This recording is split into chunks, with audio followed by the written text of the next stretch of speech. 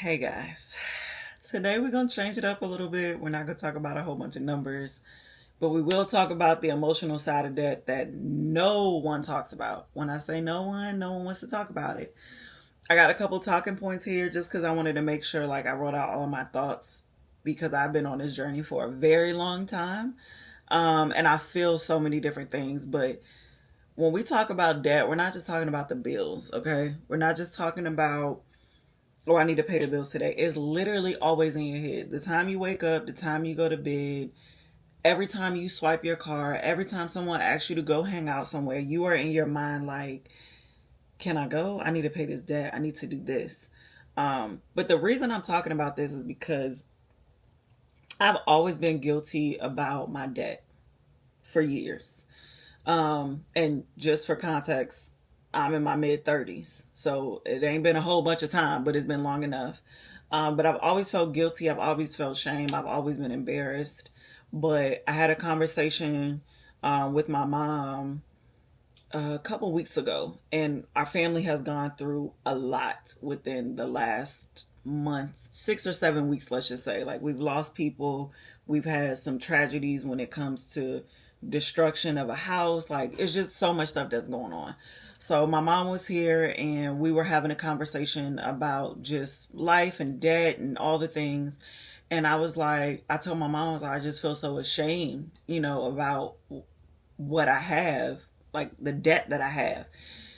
And my mom was like, Kina, chill out. Okay. I need you to realize something here. And I'm telling you this because I wish that I knew my mom thought this a long time ago because it may have helped me. But she was like, you're not in debt because you're being reckless. You're not in debt because you out here going on vacations and doing wild things and buying all of this stuff. She was like, you're maintaining your lifestyle. You've maintained this house. I've been in my house for 10 years now. In April to be 10 years. You've maintained your house. You've maintained your car. Like, you have degrees to show that. Like, you have a business. You are doing well. You just had debts along the way, which is true. I'm not over here like can't eat, can't do anything. Like, I can still enjoy my life, but I can enjoy it so much more if I didn't have the debt.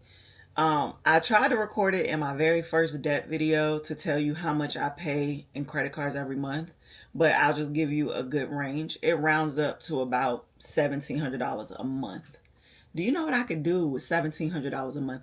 Do you know the mental strain on my brain when I think, oh my God, $1,700 a month is a lot of money. Some people don't make that in a month, let alone paying it towards debt, right? So the shame and the guilt was literally weighing me down. And I've been in therapy for a long time. We do talk about it here and there with my debts, but the shame that you feel because of the mental weight.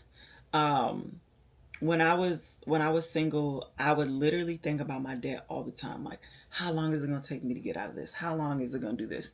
The shame was so heavy, but I had to remember that I'm human, like everyone else. Okay, there's billions of people on this planet, and the sad part is no one talks about how emotionally draining it is to be in debt.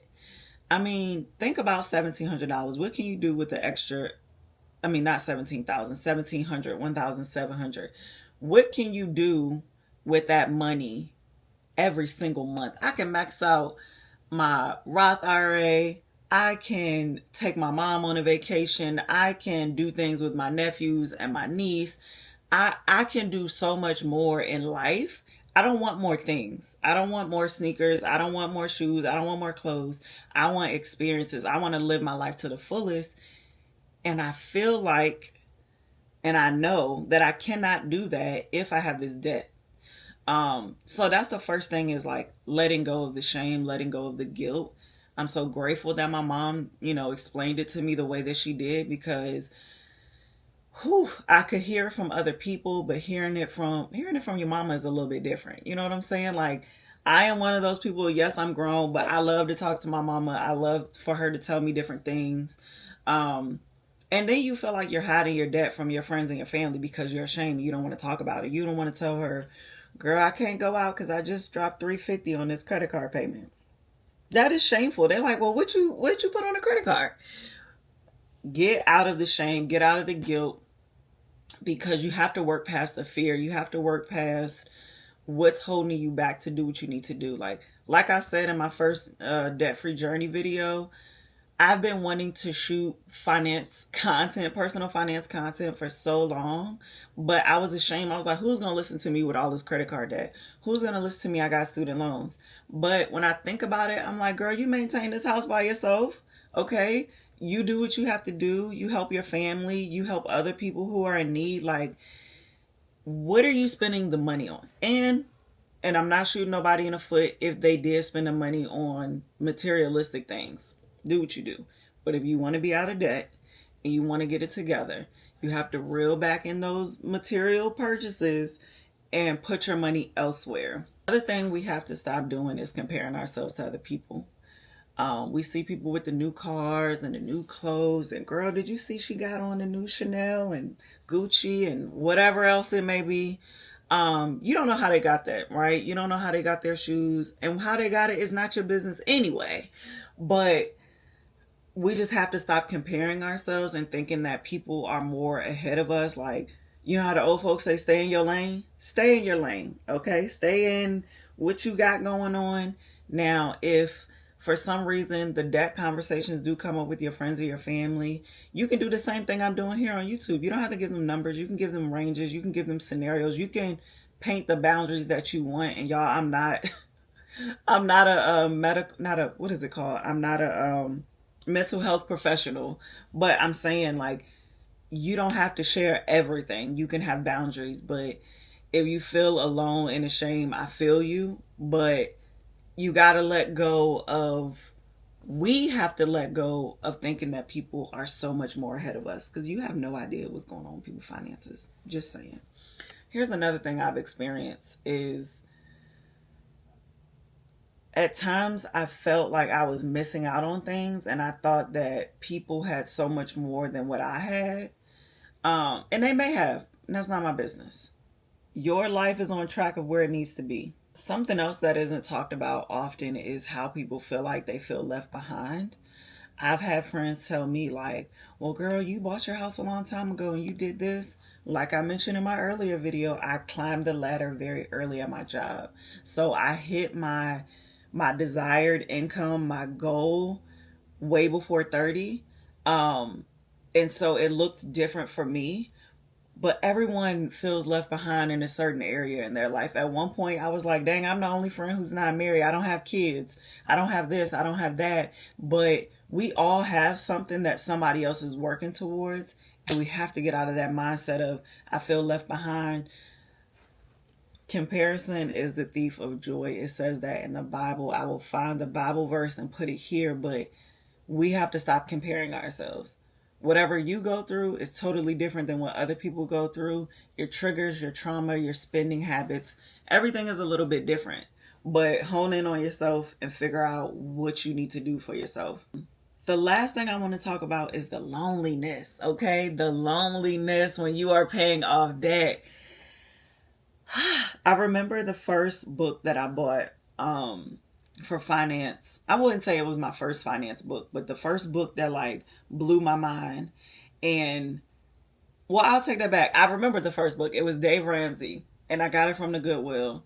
And I was on this whole spending cash only, $1,000, rice and beans. And my boyfriend at the time was like, yo, are you ever going to spend any money? Like, and I was like, yeah, maybe one day. But it felt so alone because I was on this journey for to be debt free and experience better life, to have better life experiences. When you're on a debt free journey and you're sacrificing and sitting in the house and you're not going on vacations and you're not purchasing the new thing that's coming out, you feel FOMO. You have the fear of missing out on a lot of things. But I'm gonna tell you, my mindset has shifted. I have, my goal is 3 years. I want to be out of debt in 3 years. The reason I have that number is because my student loans, because I work for the federal government. And if you are a federal employee, please get the loan forgiveness. Make sure those payments count, because I messed up from the very jump by not starting to pay my student loans, kept deferring, and you only have to pay 10 years, not only because it's wrong, but you have to pay 10 years of regular payments to have your loans forgiven as a federal worker or as public service. I don't know what categories fall under there, but I'm a federal worker. So the reason I chose 3 years was because my student loans will be forgiven in 3 years. I think it's like 3 years and 3 months. So I told myself if I continue to pay my loan payments, which feels like a full car payment and I don't even have a car payment for real, but if I keep paying these student loans for the next 3 years, I also focus on my consumer debts. In 3 years, everything will be done. But the loneliness of it, the sacrifice of it, I have not had a stamp in my passport in a couple years, which is not normal for me because I love to travel. I've been, places in the States, but there's nothing like getting on a plane and laying it out the beach and have you a little cocktail, minding your business, taking naps here in the oceans. But I know that I have to sacrifice and feel a little bit of that loneliness in order to get to where I want to be. Another sacrifice is, and I'm okay with this because I love to cook. Okay, I love to cook. I love to eat. I love good food. I love flavor, all the things. So I don't mind eating at home. I actually found out that when I eat out, sometimes the food just don't be hitting, and I get pissed. I get pissed because I'm like, dang, I didn't spend $30 on this meal, and it's not even what I want, and I can make it at home. Like yesterday, I made some lemon pepper wings. Y'all, they were so good, and I think I spent $10 on a pack of chicken, cleaned them up, seasoned them up, did what I needed to do, and it was great. So like, for me, that sacrifice isn't bad, but the sacrifices where I do feel lonely are vacations, hanging out, going to certain events. Like I want to go to some concerts, but I'm like, I'm not about to drop $600-700, to go to this concert when I can make a debt payment. So it is definitely lonely, and that's why I wanted to start this channel too, because I wanted the conversation to pick up. Like I literally wanted people to say, I feel ashamed, I feel alone, I don't know how to get out of this hole, talk about it, help people. That is my main goal, is helping people, sharing what I've learned so that other people don't have to go through the same thing. I share with I have 2 adult nephews. I share all the advice I can with them. I share with my friends. I share with my spouse. Whatever I learn, I'm willing to share. Like I do not gatekeep. Every book that I read, I'm like, hey girl, you should read this book. Hey, y'all should read this.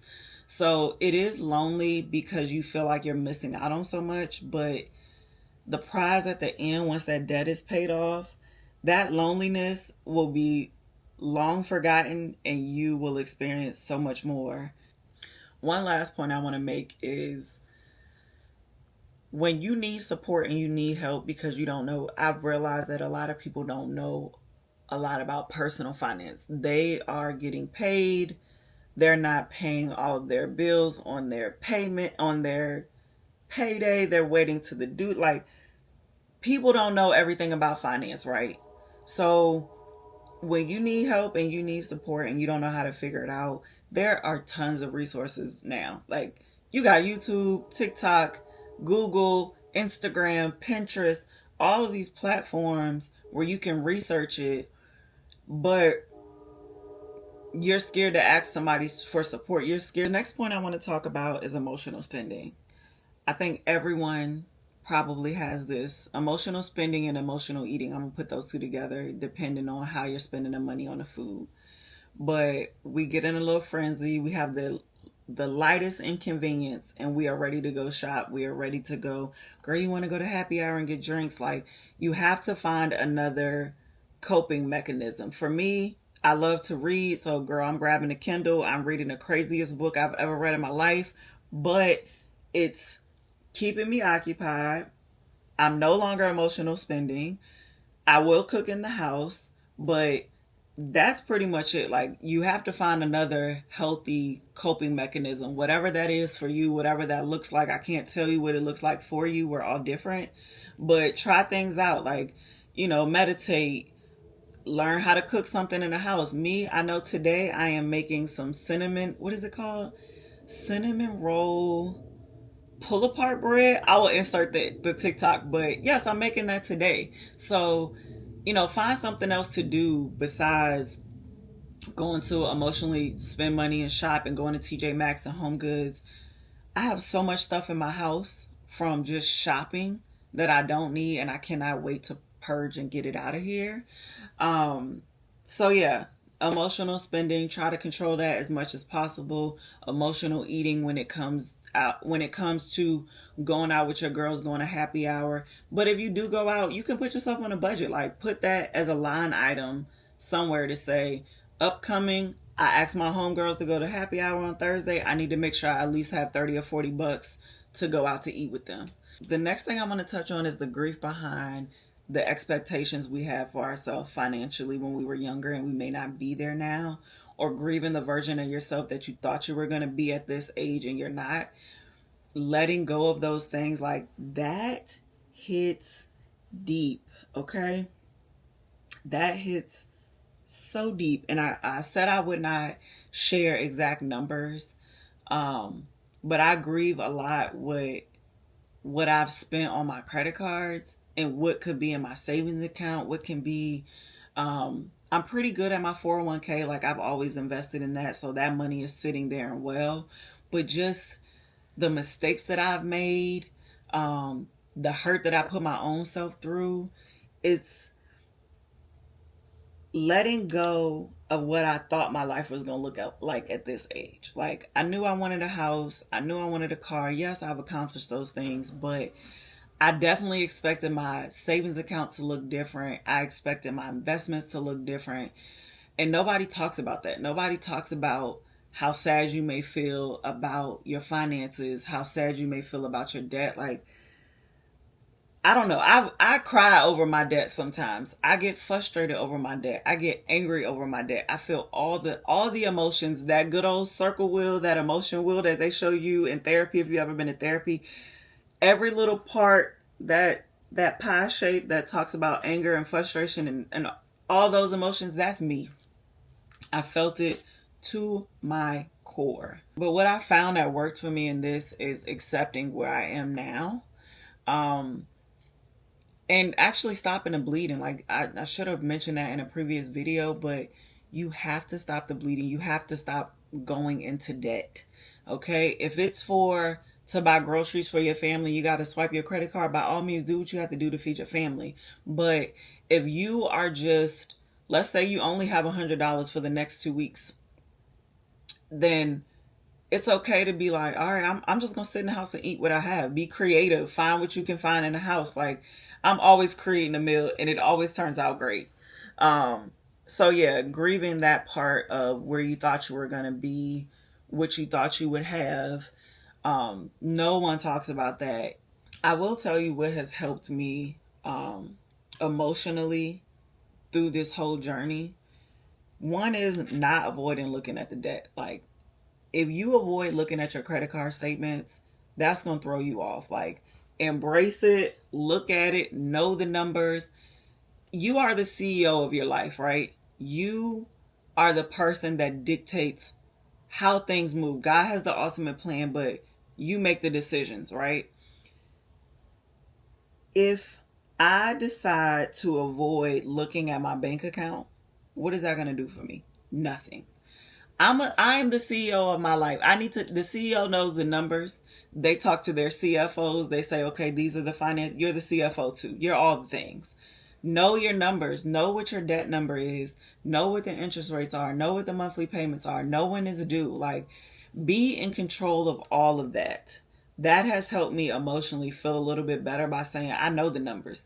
You wrote off a credit card, I might not be able to tell you down to the last penny, but I'll be able to tell you a roundabout just about how much it is. So like, that has helped me by not avoiding looking at my credit card statements, celebrating some non-financial wins, whether that is decluttering my house, anything that goes on in my life that I feel is great. Like, I'm going to celebrate that to help me with my finances as well. And the very last thing, because God gave us this as a gift, is grace.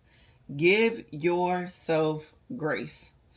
I did not give myself grace over the years. I beat myself up a lot about where I was financially, how much debt I have, how much student loans I have, like all the things. I had to let that go and give myself grace. And the conversation with my mom definitely helped. The conversation with my spouse, the conversations with my spouse has helped. Conversations with my close friends who I trust and I share things with. I had to get rid of that in order to focus on the debts. Like, I don't know. Guilt will eat you alive, shame will eat you alive, and you can't move forward if that's all you're focused on. So give yourself some grace. Understand that you don't have to be alone. Like, comment if send me a direct message, find me on Instagram or TikTok or anywhere. Send me a message, send me an email. Like, I'm willing to help and talk and all the things. I just don't want people to feel alone, because I felt alone a long time in my debt free journey. And if I had a group of people that I trusted, and that's the biggest thing. If I had a group of people that I trusted that were also going through the same thing and we opened up about it, I'm sure I would be a lot further. But I have people in my circle who I trust now that I'm willing to share. So give yourself grace. Share with people that you trust. Take your time. Don't be upset about you not making a certain goal by a certain timeline. We're all different. God's timing is perfect. Our timing is just what we think it should be, but God knows what it should be. So enjoy your day. I'll see y'all in the next video. Peace out. Bye.